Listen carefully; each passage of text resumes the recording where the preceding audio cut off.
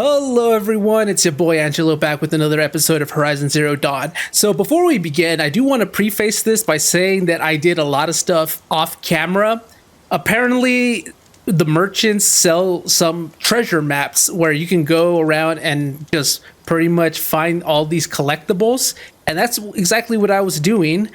Some of them have some interesting stories though. I think it was the Bannock figures and the vantage points. Those came with some backstories to them. So I'm going to read them, but I'll read them after I've completed the collection, because it seems that they're going to be following a story. So instead of like reading one part right now, another part like probably 5 episodes from now, another one like 10 episodes later, like I want to collect all of them and then just read it from start to finish, because I feel like that's going to be interesting. So I'm going to wait until I finish collecting them before I start reading them. But apart from that, I also did the hunting grounds, which there's not much substance to it other than me going around failing the trials on my first try because they're kind of difficult at times, and doing them over and over until I finally get the hang of it, get those golden marks, and then complete the whole thing. Like the only real noteworthy thing are the, what do you call them, like the groundskeepers, the hunting trial masters, the guys who essentially run the hunting grounds. Like the guy whose hunting ground I just completed, he is deathly afraid of the Nora. He thinks that his fellow Karja have something against him by sticking him right near Nora lands, and he thought that we were so much of a Nora savage that we would likely kill him just because he looked at us funny. Like, he was kind of hilarious. But apart from that, there's really not much to do with hunting grounds. It's just, a test of your skills or lack thereof. So I did the hunting grounds off camera, as well as did all the collectibles and such.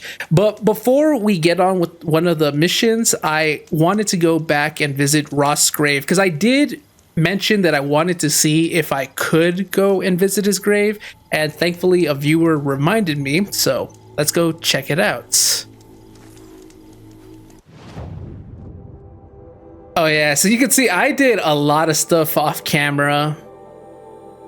So I did notice, because I needed to get a metal flower in this direction, that there is this thing that appears to be like a tombstone. I'm pretty sure that wasn't there originally, so I'm going to assume that is where Rost is buried. So let's just fast travel over there and see if we can say our goodbyes to him. That's what really sucks when someone you love dies suddenly, is you never get to say goodbye to them. Like, he built all this alone. So many memories. It's not home anymore. Not without Rost. There's nothing for me here anymore. Oh, Aloy, Aloy. This is a place where she lived with Rost her entire life. He's gone. This place is no longer like home for her. I get the sentiment. Like, what I was gonna say is that there are moments when a loved one is like laying on their deathbed. You know their time is coming close. You have at least some time to say your goodbyes, to make amends if you need to, whatever you need to get off your chest. You know that their time is coming close, so you at least have the option to say your goodbyes before the end. Whereas with Rost, it just came suddenly. One moment he said he wasn't going to be there for us anymore because he thought it was for Aloy's benefit if she never saw him again. We were making plans on tracking him down, saying wherever you go, we'll follow, because he's the one who taught us to track. And then he saved us twice, once from getting our throat slit, and the second time, his final act, was pushing us over the mountain, over the cliff, so that we don't get caught in the explosion. And we never got to say a proper goodbye. In fact, you might even say that maybe Aloy had a bit of resentment towards him because of the fact that he was going to leave us all alone. Well, we have a tribe now, but it's not Aloy's tribe. She doesn't feel the same way about them as she does with Rost.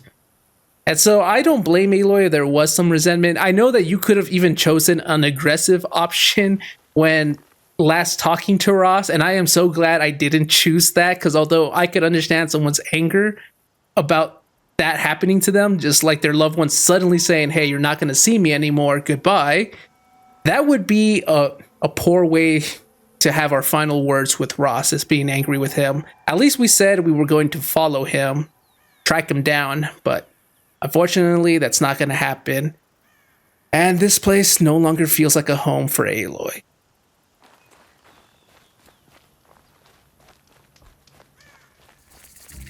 Rost's grave discovered. It's right there. It's like a little shrine.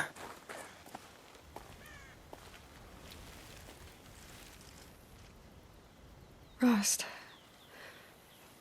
I came as soon as I could. When you said goodbye, I told you I'd find you. Track you down. Well, looks like you did it after all. Went somewhere I can't follow. I should have known you'd be watching. At the proving. Looking out for me. There for me when no one else was. Like always. One last time. Thank you, Rost. I won't waste what you've given me.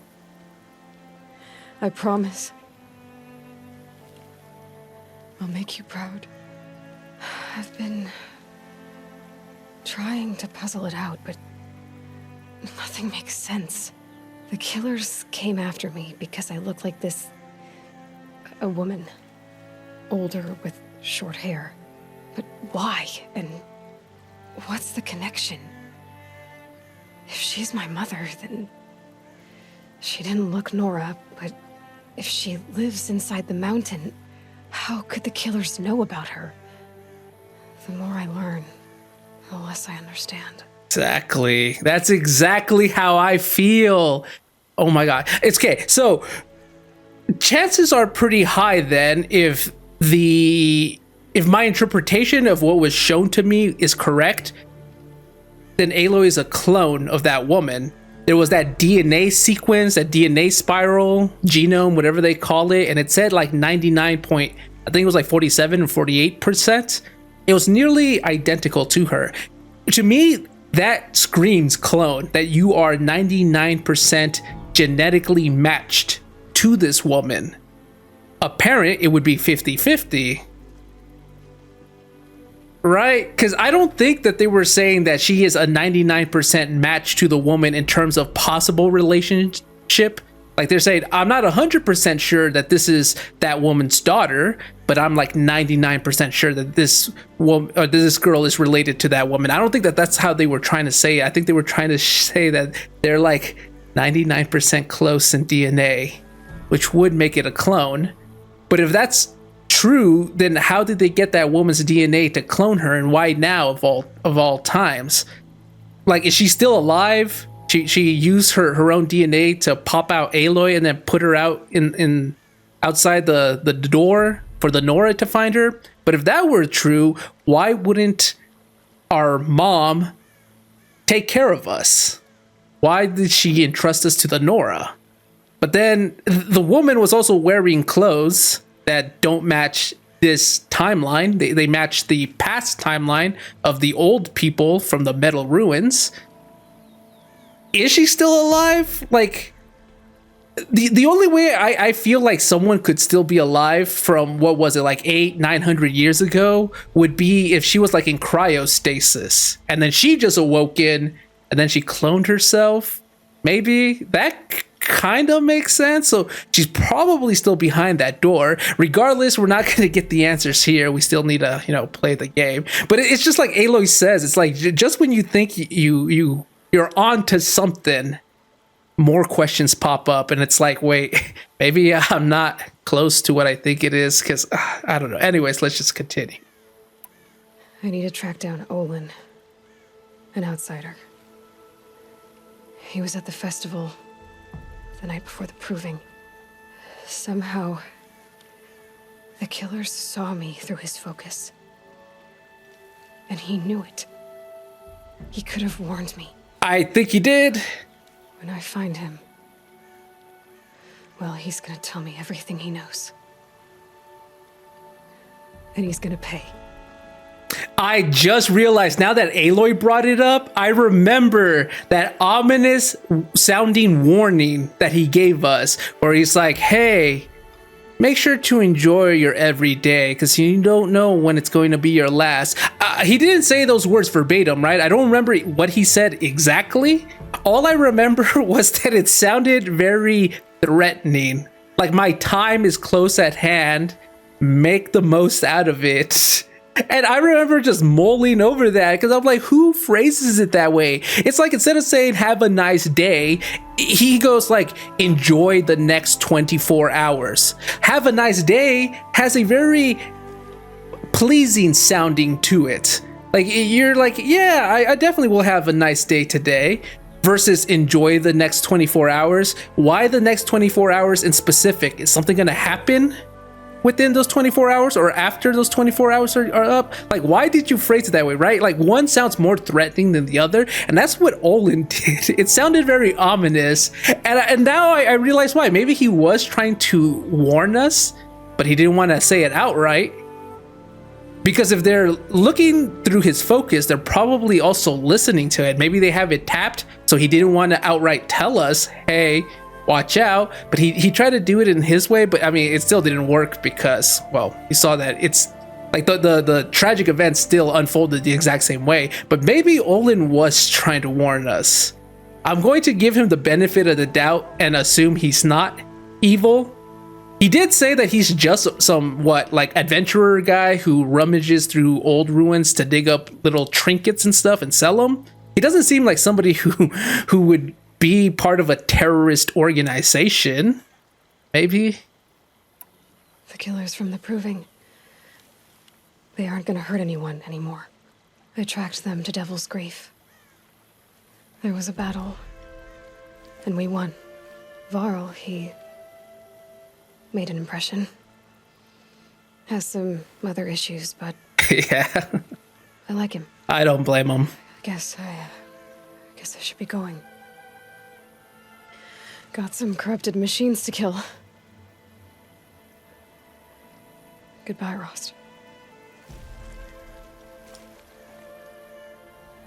Okay, I'm going to assume that we can come back and tell him more about the events, because she told him. White as bone.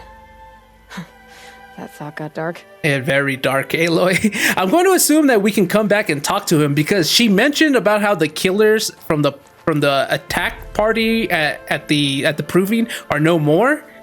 That happened not too long ago, and I think we could have visited Rost's grave even earlier than that, but Aloy still kept him up to date with current events, so maybe we can come back from time to time. If I remember, hopefully I do. Home. To think he built all this alone. So many memories. It's not home anymore. Not without Rost. There's nothing for me here anymore. And I can't go inside the house to see if I can find something from him. Okay, before I head out, I'm going to get this metal flower. Oh, yeah, so vantage points, I said I was going to wait until I find all of them, because I have some over here from set 3, and then I have some from set 1. I don't have anything from set 2, so I'm going to wait until I complete the collection, and then I'll start reading them. I don't know how long that's going to take, because there was quite some text in them, but I don't mind reading. But obviously people aren't interested in that. Not all of them. Not all of you guys, I mean. But I'll wait until this whole set is complete to unfold the story. And I think the same thing is happening here with this one. So I'm going to wait until I get the complete set to do it, to read them. The ancient vessels don't really have any text to them. It's just showing you like coffee mugs that have interesting designs on them. that obviously have no meaning to Aloy. But the metal flowers, I talked about this on the first metal flower that I discovered. It seems like they're poems. Like here, it says function true, lightning flash. What I thought were faces are plumes of pampas grass. See, it kind of rhymes. Then you got orchid breathing, incense into butterfly wings. They don't all rhyme, but it sounds poetic. Like they're trying to write in metaphors. Sharing tree shade with a butterfly, friends in a previous life. Right? It sounds like a poem, but it's in a code because it has like the whole function true and the dashes and stuff. Don't programmers like type in this kind of language? I don't know what it is. Like it's not like C++ or something, right? Summer grasses, all that remains of soldiers' dreams. It sounds very poetic, but I have no idea what any of it means. But let me get that metal flower, and then we'll see what we're going to be doing next.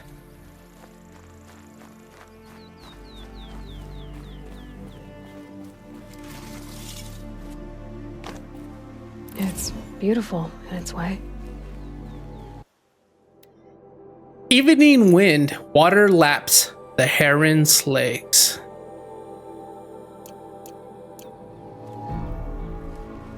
All right, I guess now that I've done a lot of stuff over here, we can move on to the next main quest. Oh, there's another metal flower here.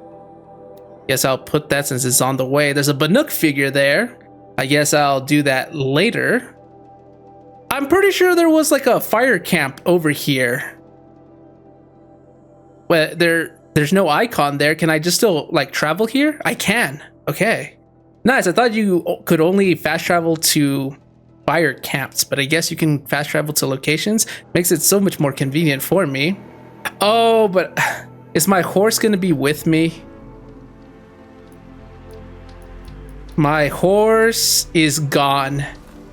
Damn it.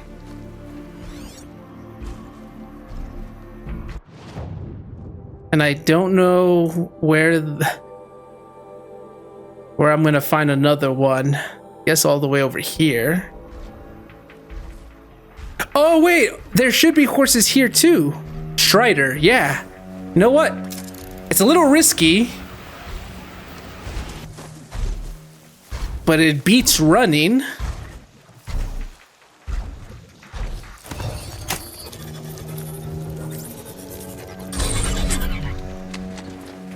Let's make our great escape.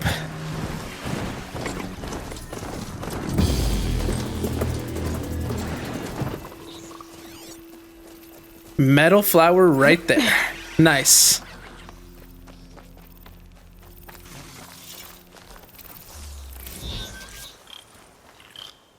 This one says, from the mind of a single long vine, 100 opening lives. Like, it sounds like they're trying to say something metaphorical, but I have no idea what that's supposed to mean or represent. It kind of sounds like if I was trying to be poetic, and those are the words that I use because it sounds beautiful. It has no meaning, but it sounds like it should.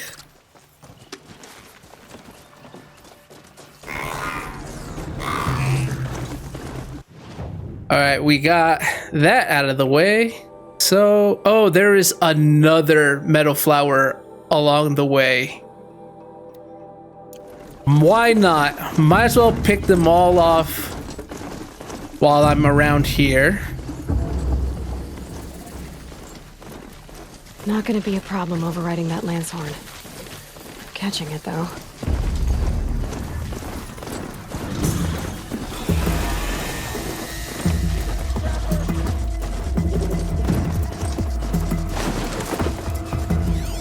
You feel this one?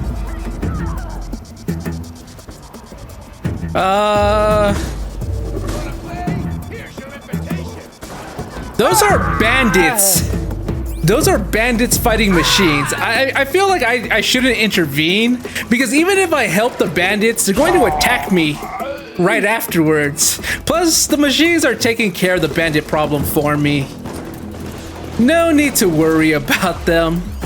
Oh, but the metal flower is somewhere over here. Oh, I think I'm supposed to climb up here. Oh, I think it's right there. Is it? Yes, metal flower. Okay, I guess I don't need to climb all the way up. It's right around the corner. Where was it? Thought it was around here. Wait, oh, right here, right here. Where is that? Is that on the little... Oh, right here. Yeah. I thought it was gonna be at the creek, but no, it's not. To tangle or untangle the willow, it's up to the wind. Like, it definitely sounds like something I would write to try and impress a woman who is very artistic. I'm like, yeah, I know how to do all that stuff too. You want to read some of my poems? The Forsaken Village that Maria spoke of. It's in shambles. Corrupted zone. Okay, we're here.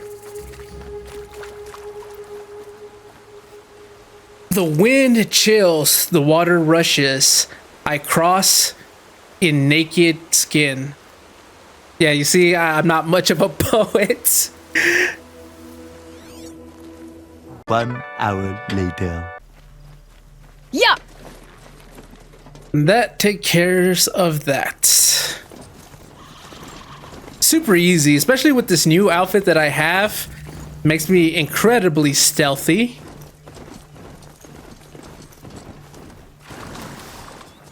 Plus, I also upgraded some of the stuff where it lets me silent strike some of the leaders, so I can instantly kill them.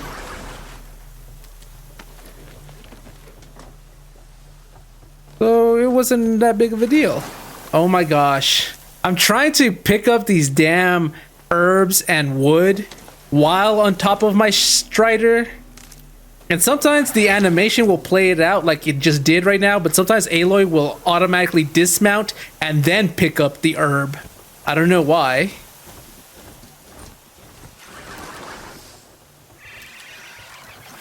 There we go.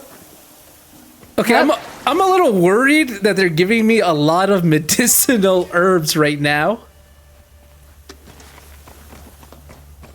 Usually that means a boss fight is coming up.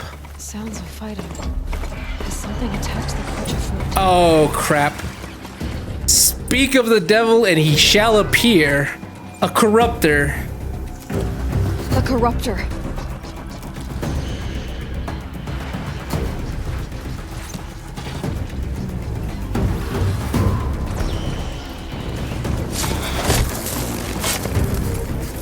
Okay, take out the little machines first. And a scrapper. Oh, okay, it's just a scrapper. I thought it was I was gonna say a corruptor and a... No, it's a scrapper. And not too big of a deal. Fuck. Oh, is he attacking my strider? He is fighting my strider.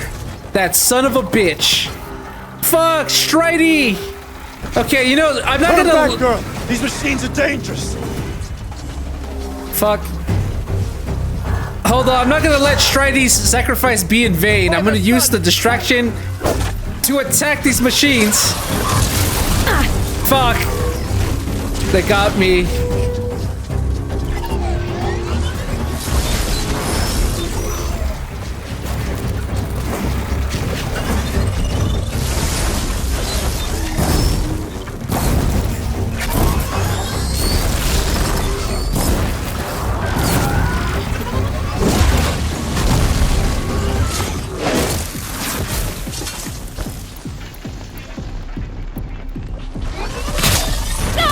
Fuck.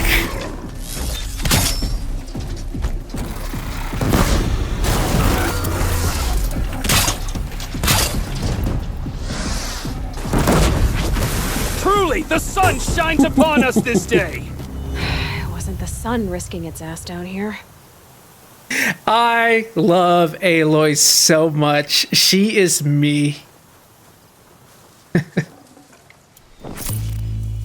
Truly. Usually I don't say it out loud though. Like if I help someone, they're like, "Oh, thank God." Girl, I'm approach! gonna be like, in my mind, I'm gonna be like, "Well, it wasn't God that helped you, it was me." But I let them have it. Whatever. It's not gonna do me any harm. Got one. But I get Aloy's annoyance as well. I was the Girl, one risking. Come closer! I was the one risking my life, not the sun. But these blast wire traps are so damn powerful. They're like my go-to weapon. It feels like I'm cheating at times.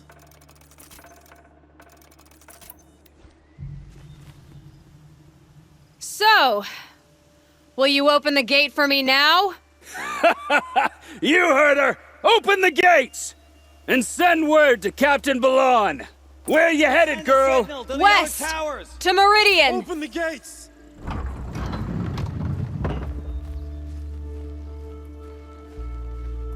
The Way of Broken Stones is a hard run, even in the best of times. You might want to have a word with Captain Balahn. He came from Meridian not long ago. You find him in the fort, on a balcony to the left overlooking the valley. Okay, thanks. We're the ones who should be thanking you for taking down those machines. Walk in light, Nora. Sure, and all mother bless you. You think they get offended if I bless them through all mother? They shouldn't. They're fine blessing me in the sun's light. Why can't I do the same thing with all mother's blessings? Whoever's in charge here might know if Nakoa came through. But you know, that's how religions are. They all get offended at one another, claiming that theirs is the true faith. Let's do a daughter's vengeance, since we're right here. Plus, there's a side quest there, but let's do a daughter's vengeance. We're looking after the bloodthirsty Zaid. Try to get past me, they'll have a fight. Mark my words. That's all there is in Banuk lands. I don't know what they were talking about. Something about they better not get past me, unless there'll be trouble. I saw, yeah, it says new quest and it's blue. I saw another one somewhere over here. Right there. There is another one. It's blue though. I'm going to assume that the blue is the DLC. Okay, I'm gonna hold off on the blue one for now. I'll look it up online what the blue exclamation mark is. I feel like that might be the DLC though. So let me stick to the green text for now. Is that really all you have? It won't do it all. Let's check. Oh, ho, ho, ho. Now that is what I'm talking about. I can buy some of this stuff too. I tried out this sling weapon. I really don't like it. If I have to use it, I will, but I'll hold off on this for now. It's too bad that I cannot compare what I have equipped with the bow that I want to replace it with. Because this says 14 and 25 for the damage. Whereas I guess if I go to sell, it's this weapon, which is 14 and 25 as well. I guess the difference is that this one has some other type of arrows. Whatever it is at the bottom. It's, oh my god, 27 and 75 is the damage. 27 impact, 75 tear. Oh, this is strong. A trip caster that can also ignite people. This is 25 damage versus mine, which is 259, but that's because I also have some modifications onto it. The sharp shot bow also has a new type of ammo. Let me get this one. and replace it with what I have. Oh, and it has 3 modification slots instead of 2. And then I might hold on for now. I think I'm okay with outfits because I'm currently wearing the Nora Silent Hunter, but I think they have some more as well. Ooh. Karja Blazin. I like how it looks. Maybe I'll buy it just for the appearances. I am headed into Karja lands. When in Karja, dressed like the Karja. Hopefully I blend in more. This is half the metal shards I own. Just so that I can use it for the appearance. I think that's fire resistant, so maybe it'll be helpful for niche encounters. Do I want to do this just for the appearance? Karja Silk's medium. I don't really like this look. Oh, there's another Karja outfit. You know what? I'll buy this just for the appearance. I'll wear it once I get to that one city that they want me to go to. Since I just bought this Nora Silent outfit, I want to keep it a little longer. It's still kind of snowy here too, so it kind of makes sense for me to be a little more covered up. Anyways, let me find where A Daughter's Vengeance is. Take a look at these wares. Is it over here? It just says, oh, it says find the outpost commander.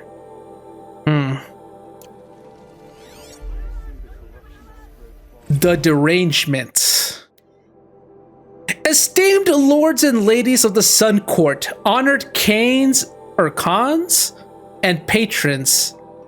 Your concerns regarding the continuing derangement of the machines are noted. Though many seasons have passed since the first sightings of this frightful change, the Sun King is well aware that this is no longer a matter of reports from border patrols and Hunter Lodge expeditions.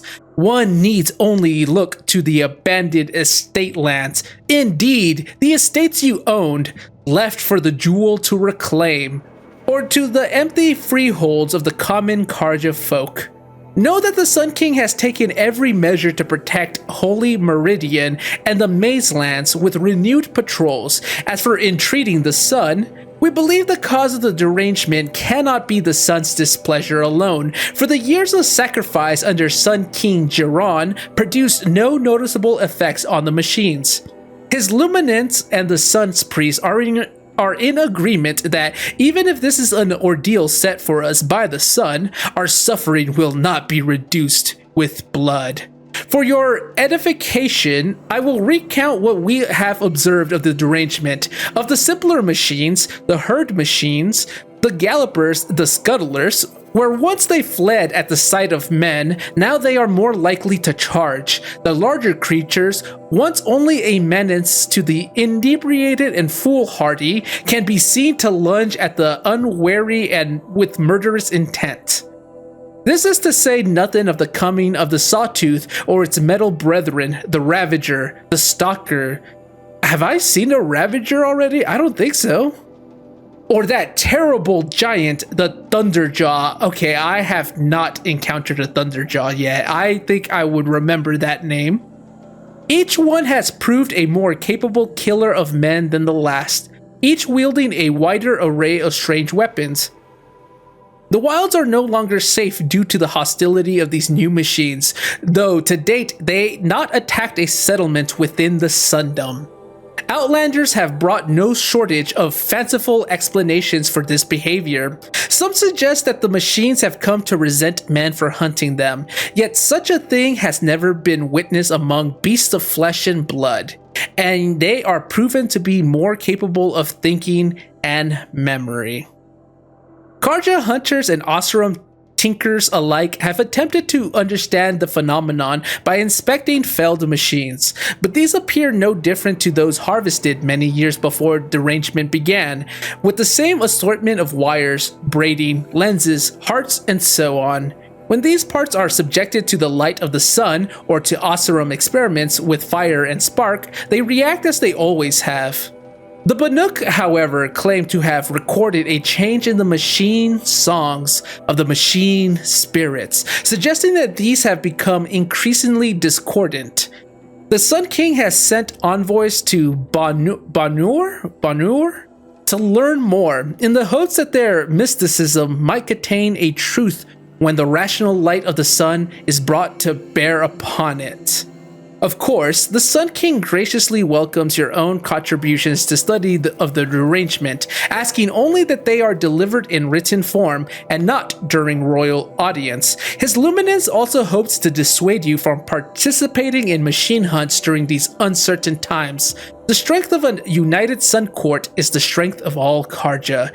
Respectful, Tashadi Court Envoy. So I'm guessing when they're talking about Outlanders having some fanciful explanations, they were talking about the Nora. Because it says some suggest that the machines have come to resent men for hunting them. That kind of sounds like a Nora explanation. No, but I think that they would say that it was All-Mother. Or no. All-Mother didn't turn the beast against men. It was the Metal Devil. All-Mother's trying to prevent the Metal Devil from corrupting the machines. So this has to be some other different Outlanders. So we heard about Karja, Oseram, and now the Banuk. The Banuk. And they are apparently more about the mysticism. Whereas the Karja are the logical thinkers. You know, the sun, it gives us rational thought compared to those Banuks and their mysticism. Say the Karja slack off. As the sun witnesses, we put our backs in. There's somebody talking about the Karja not slacking off because of the sun that grants them strength and whatnot. Okay, I don't know Won't find better wares.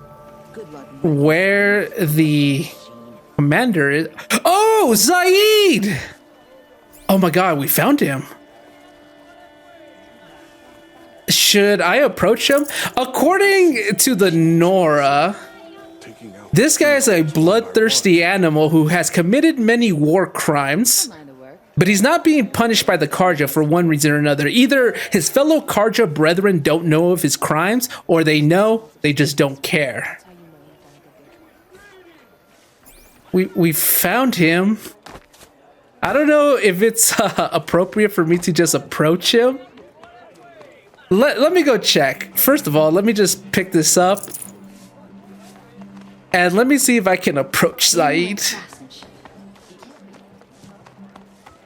I'm dressed like a Nora. Karja have been here working since the Spire cast a shadow on the Mesa. The Oseram are newcomers. Okay, I don't understand. Are you in charge here? No, that would be Captain Balahn. I'm his second in command, Prefect Zaid. Wait, you're Zaid? Ah, you've heard of me. Oh, Let yeah. me ease your mind. There seem to be wild stories about me among your tribe. But the Nora have me mistaken for someone else. I'm not sure where the fault lies, but the fog of war often breeds confusion. Unfortunately, some refuse to acknowledge the error.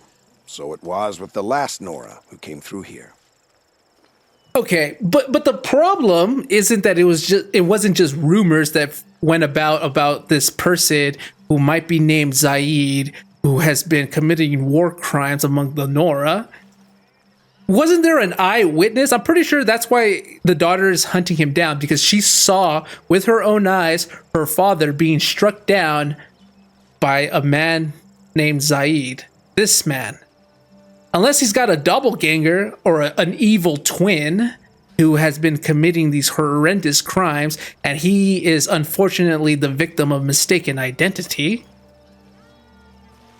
I mean, he doesn't sound like I thought he would. I thought he'd sound more ruthless, more bloodthirsty. This guy kind of has like a calm temperament about him. But it also could be a ruse. The last Nora who came through here. You mean Nakoa? Is that her name? Oh well. It was a very unfortunate situation.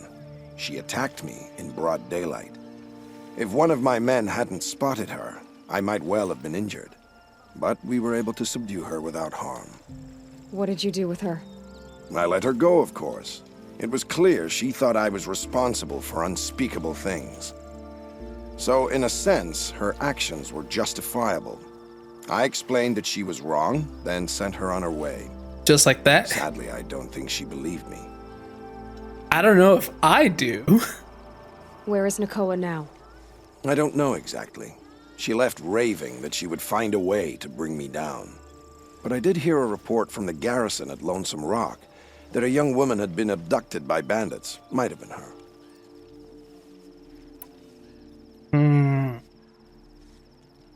I don't know. Like, his story kind of makes sense. I mean, that's something Nakoa would do 100%. Attack him in broad daylight. She doesn't care what happens to her. She just wants vengeance, retribution. But was she kidnapped by bandits and they didn't go and rescue her? I guess if she tried to kill him, he's not exactly going to be sending like a squad of soldiers to go rescue her anytime soon, right? He's probably relishing in this, saying that it's karma. And I got a cat hair on my tongue. Jeez, that's a sad life I live. So you deny participating in the Red Raids? No, I didn't say that. I did have a role in those operations, albeit a very limited one. But all this nonsense about torture and murder, that wasn't me. They have me confused with some other commander.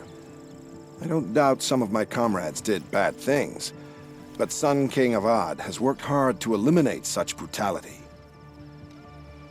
But they saw you. That's the problem. Like, it would be different, I guess, if he was in full armor, including a helmet, so they weren't very sure of his facial features, how he looks like, that kind of details. They only know, like, let's say his height or the sound of his voice, and they're like, oh yeah, it was like this 6'2" tall man with a raspy voice who killed my father. And so now they're going around looking at all these commanders, seeing which one matches the description of a 6'2" tall person with a raspy voice, you know? Like, that's not what's going on. I think they saw him. That's why they're suspecting him by name, not by just description.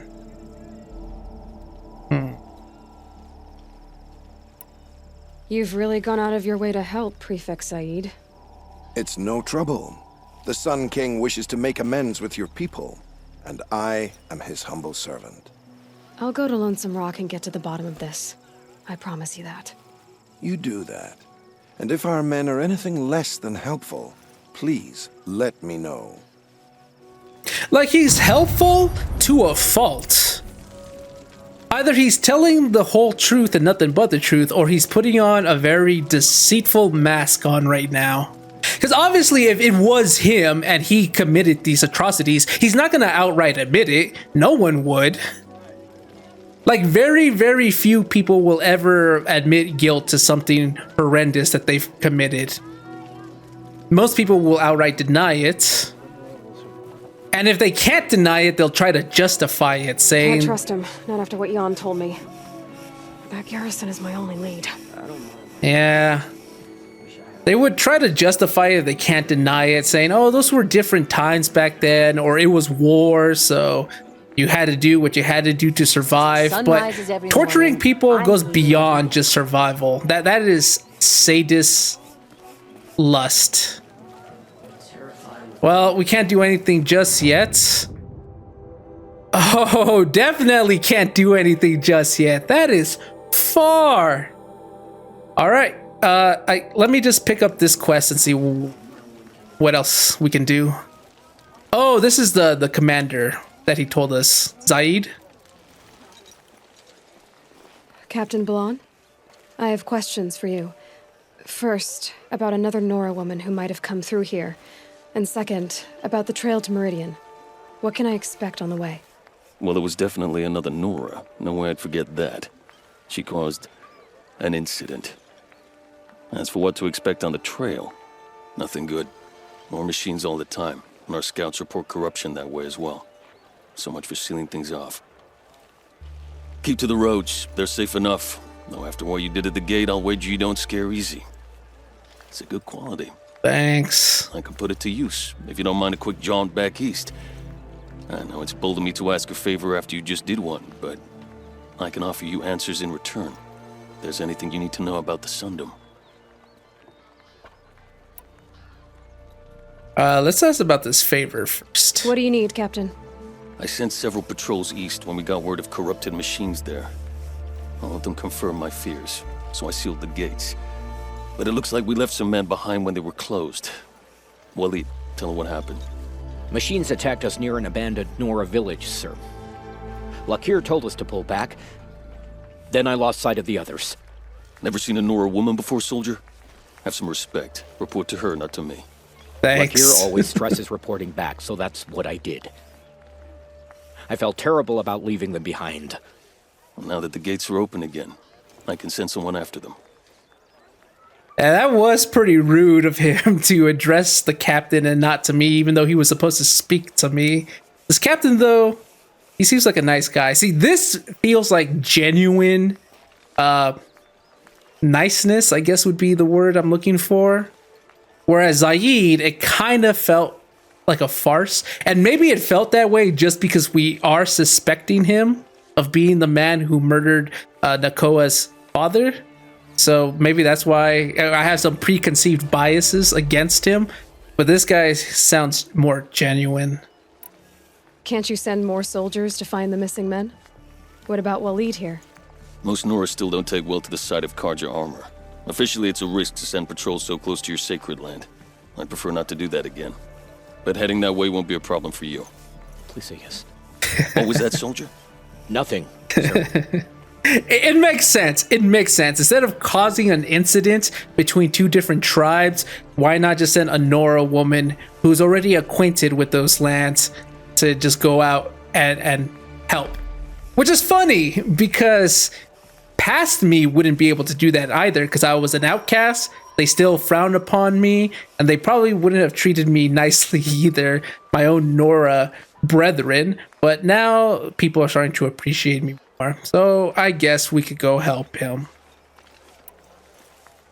You have an officer here by the name of Zaid. Are you aware of the accusations against him?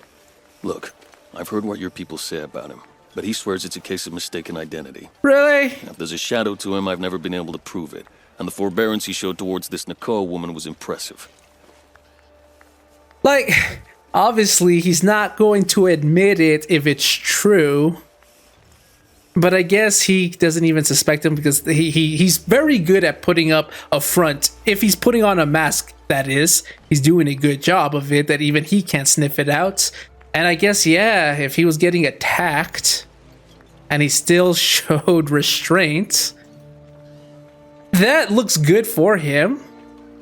But like I said, it could be a mask. Did an Oseram named Olin come through here? Twice. He was part of the royal delegation to the Nora, and they passed through on the way, then back. And they brought back stories of a vicious attack on your people. My condolences, of course. Do you know where Olin is now? Not exactly, but he was on his way to Meridian, I'm certain of that. Everyone goes to Meridian. Well, do you know about the terrorists who attacked us? Are they Karja? Or, like, I think they're... Were they a cult? I kept referring to them as bandits, but I think when we fought them last time, I think it said cultists instead.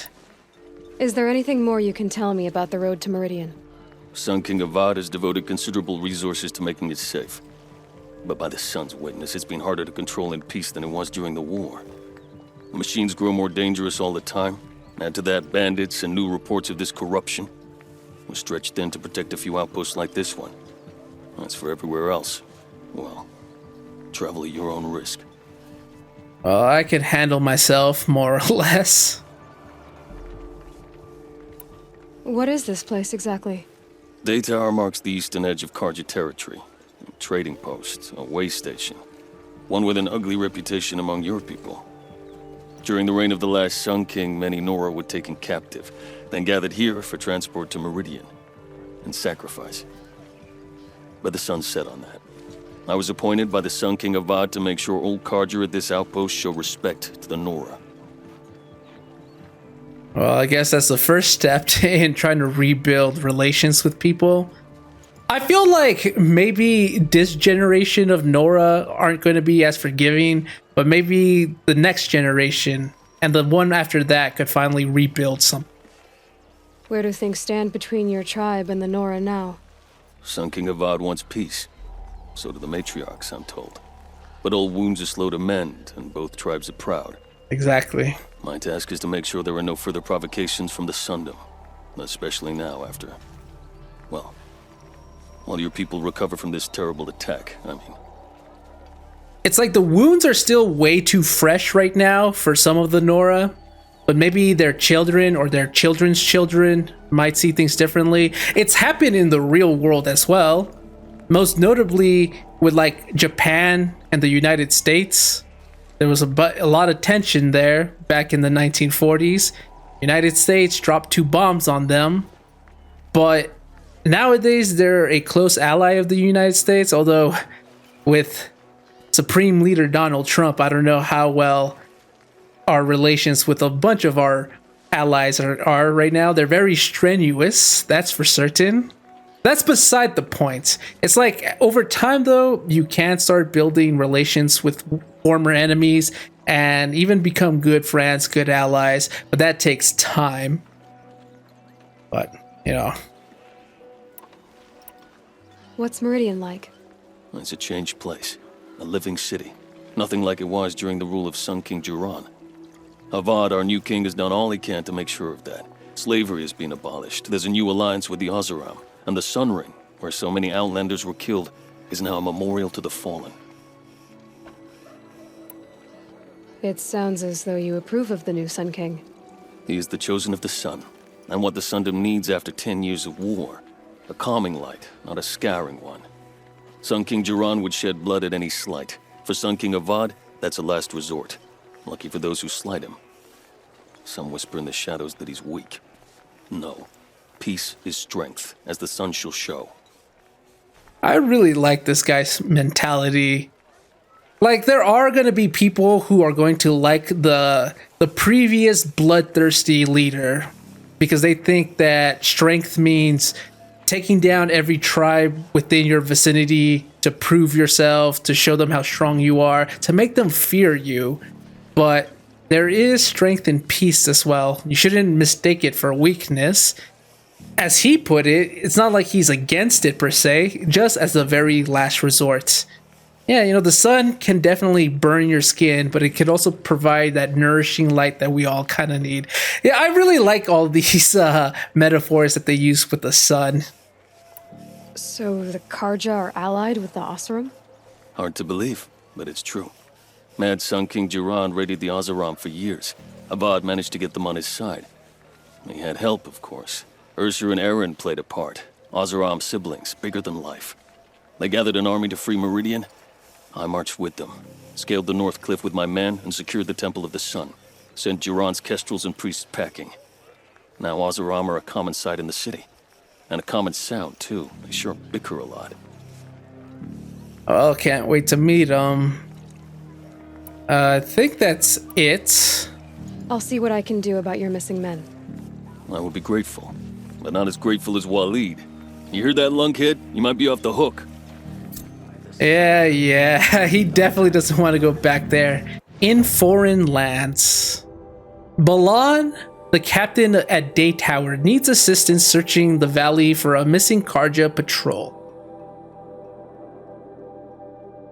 Oh, isn't this where there was a corrupted zone? I think. Okay, I'm gonna do that later. I've been recording for a while, but I do know that I'm gonna be editing out a lot of this stuff. Raised machines or their shaman's damn nonsense.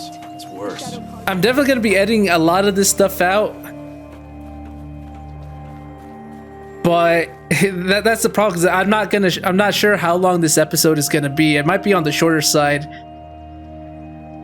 Hold on, I do want to close this off by reading some of the data points I found. In fact, I wrote some of the interesting ones that I found when I was going out and collecting all the, well, collectibles. There were a few good ones. Let me read them. One of them was this: to all Jesse fans. It's so ridiculous. Okay, I want to get something off my chest right now because this needs to be said to all Jesse fans and to the entire Romantic Fortunes fans community. Jessica Sterling should not win Romantic Fortunes. This is so obvious to anyone who actually pays attention. I used to be like you guys. Last season, I wanted Jessica to win. But as of episode 3.01, she has gone too far. Were you people even watching when she rejected Luis, the sweetest human being on the planet? He stood by her through everything. The Alaska acquisition? The time that Harrier bots malfunctioned mid-battle? The only reason Jessica has had any success is because Luis had her back. He loves her, and she doesn't even care. This is why I'm throwing my support behind Vernon. I do not take this decision lightly. I was a Jessie fan for 2 whole seasons. Jessica's the whole reason I even care about the Sterling Malkeet. But as a fan, I cannot continue to support someone so heartless. Luis, you can do better. It's so ridiculous. It's so ridiculous because people like this exist right now. There are so many people, because this sounds like a reality TV show. And there are people who are so invested in this. I guess I shouldn't judge too harshly. After all, I love to psychoanalyze video game characters and stories and stuff like that. Obviously, it's not real, but like the good thing about stories like this, it's like they're somewhat grounded in reality, because the people who write the story for games like this, they take real life events and then just give it a more fictional spin to it, like this, like how there are actual fans like this in our world when it comes to reality TV shows who get so invested in stuff. This is very believable. But I guess because like with reality TV, it's not always reality. Like they seem to encourage people to be their worst for content, because if everyone got along just fine, it would be boring. People demand drama, so sometimes they'll fabricate it, sometimes they'll edit certain clips to make it seem like people hate each other more than they actually do. But maybe it's that fakeness that leaves a sour taste in my mouth, because at least with video games, I know what I'm getting myself into. With reality TV show, it's just like, I don't know, drama just for the sake of drama, because it's haha content. I don't know, but I thought this was funny. Okay, there are 2 more that I want to read. It's this one too. Chocolate Box Log. Your latest meaningful conversation on Chocolate Box. Was this the love connection moment you'll tell your grandkids about? You can opt out of receiving these logs at any time by editing your Chocolate Box profile. Hey, how's it going? Fine. Bored though. Yeah, Wednesday nights. You're really cute, Lars. Thank you, too. Hey, do you want to chat with me in my private salon? Oh, you're a honeybot. What? No, silly. Okay, if you're not a honeybot, tell me about the most earth-shattering work of art you've ever seen. You're funny, Lars. Tell me about the last time you experienced heartache. You're funny, Lars. Tell me about an experience your friends enjoyed, but about which you were ambivalent? Hey, do you want to chat with me in my private salon? Holy crap, you're not even a good honeypot. You suck. You're funny, Lars. Lars has ended this conversation. This is also very true. Now, granted, I've only heard about this. I don't actually use dating apps myself. I just heard that some of these dating apps are so devoid of people, more particularly women. I think like virtually every dating app in existence has a much larger male to female demographic, because men, come on, we have a hard time finding someone to connect with and stuff like that. It feels like women do have an easier time. Now, not all women, of course. Some women also struggle with finding a romantic partner, but it feels like women are more easy when it comes to finding a date. If they just ask someone, they're more likely to say yes, where a man, if they ask someone, they're more likely to get rejected. So it feels like men flock to dating apps to help them with this problem. But another problem ensues. Like I said, there's a larger male to female demographic when it comes to dating apps. So some apps have been using bots to pose as women so that they can entice these men who use the dating apps to purchase the premium subscription. Because a lot of these dating apps, they don't actually allow you to message people or like their photos, stuff like that. You can only do that if you buy a subscription, because that's how they make their money.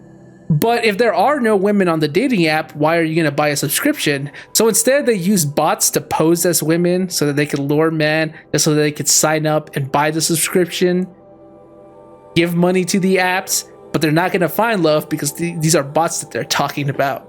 Or so I've heard. Like I said, I don't know much about this. I don't have any firsthand experience with said dating apps, but I've heard that that's what happens. So see, again, another funny thing in this game that has some actual substance in reality. And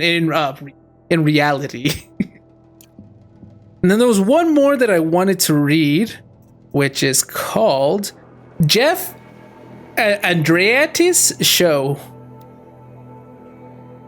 Transcript of the Jeff Andreattis Show, 4/17/62, Part 4. Transcripts of each episode are posted within 24 hours on that website. Visit the website to sign up for Jeff's newsletter today. Oh boy, this is gonna be another wild one. This is Jeff speaking. And we are back! Hello, ladies and gentlemen. You're listening to the Jeff Andreattis Show, brought to you, of course, by the Rational Capitalist Immersicast Network. And you know what? Let's just jump right into this. There is this trend of young people who are immigrating to China, of all places, for work. They're choosing to work in China's factories as manual labor. There's this article today posted on Cafe Intel. One of these cultural trend fluff pieces these progs are so fond of, reporting that immigration to China by American citizens has doubled since 2050. Now, why is that? Well, Cafe Intel would have you believe that corporate sovereignty, that's the left's current favorite boogeyman, and increased automation have limited their opportunities here in America. Folks, I don't know how to tell you, the world's smartest radio audience, but that is absurd. Do you know what's limited these young people's opportunities? Poor decision making. Nothing else. Right now, at this very moment in history, the best instruction in the history of education is available to anyone who has the nuts to apply for a modest loan. But no, these infants, these spoiled, better backwheners, when they're totally inherited, totally unexamined prejudice against the amazing work being done by corporations around the globe, and in this country specifically, they say, oh no, I won't go to a corporate school. I don't want to go learn something useful from someone successful. I want to move to Vancouver. I want to major in Bashcore studies from stoned out of my mind on Snake University.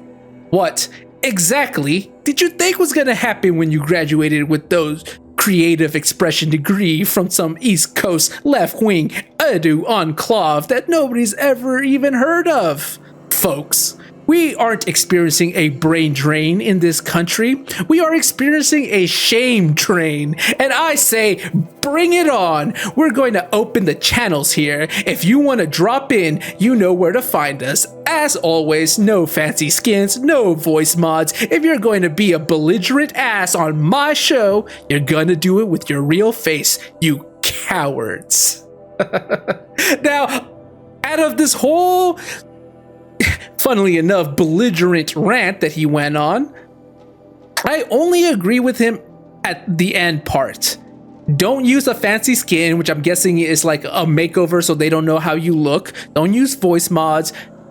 Be brave and show the real you, and you know, contest him on these stupid ass, like the worst hot take I've ever read. I mean, obviously he's a corporate shill, but this again reminds me of the real world. You know what this sounds dangerously close to? Jensen Huang. If you don't know who that is, he is the CEO of Nvidia. They make the graphics cards that power, like, I think it's like 99% of people's computers around the world. They don't make their money from graphic cards anymore, at least consumer graphics cards.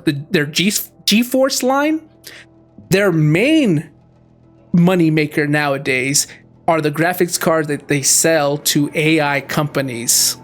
Yeah, AI GPUs are their bread and butter nowadays. And of course, since that's where he makes his money, he wants everyone to be an expert in AI. He wants every student. It doesn't matter what you're trying to learn.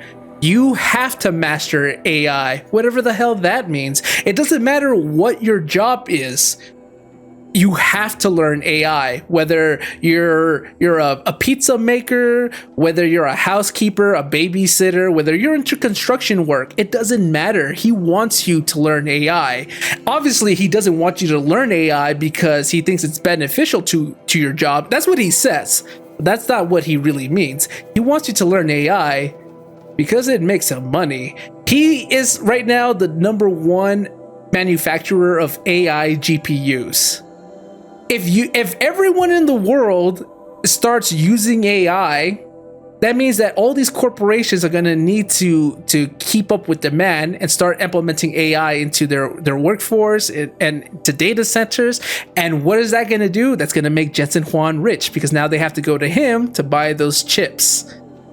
So he's pushing AI because it's going to make him insanely rich. He's not pushing it because he thinks it's actually good. He's pushing it because he wants to be richer than a billionaire. He wants to be a trillionaire. In fact, I think Nvidia is a $1 trillion company now.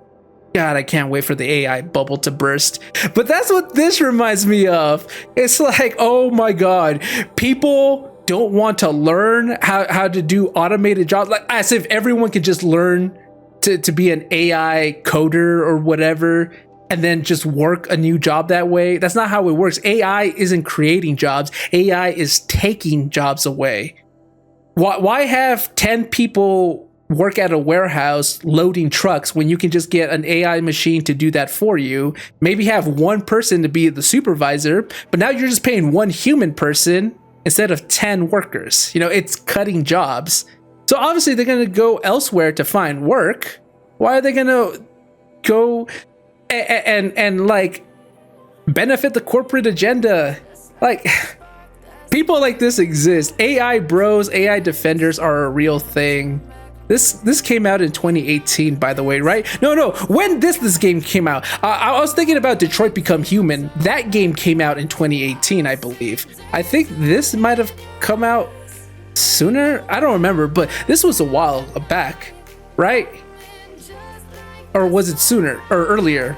I don't know. But regardless, this was created before the AI trend. This is so funny though. Okay, but this is where I'm gonna end the episode for now. If you guys are enjoying this, you know, like, subscribe, stay tuned for more, and I'll see you guys next time. Bye-bye.